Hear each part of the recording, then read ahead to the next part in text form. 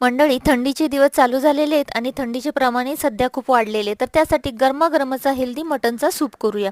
इथे अर्धा किलो मटण स्वच्छ पाण्याने धुवून घेतलेले आहे आणि त्यानंतर एका कुकरमध्ये थोडंसं तेल घालून त्यावरती एक छोटा चिरलेला कांदा घातला आणि तो परतून घेतला. नंतर त्या कांद्यावरती मीठ व हळद घालून घेतलं आणि तेही परतून घेतलं. त्यामध्ये चिरलेला अर्धा टोमॅटो घालून आलं लसूण पेस्ट अर्धा चम्मच घालून घेतली आणि ते परतल्यानंतर त्यावरती जे मटण आपण स्वच्छ धुवून घेतलं होतं ते त्यामध्ये घालून घ्यायचे.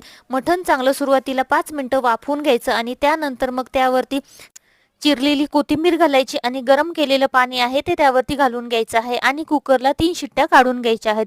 थंडीमध्ये पिण्यासाठी सर्वांसाठी हा उपयुक्त असा सूप आहे, तर तुम्ही नक्की बनवून बघा अशा पद्धतीने.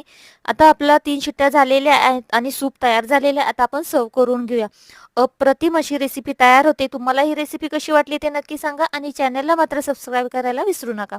Thank you.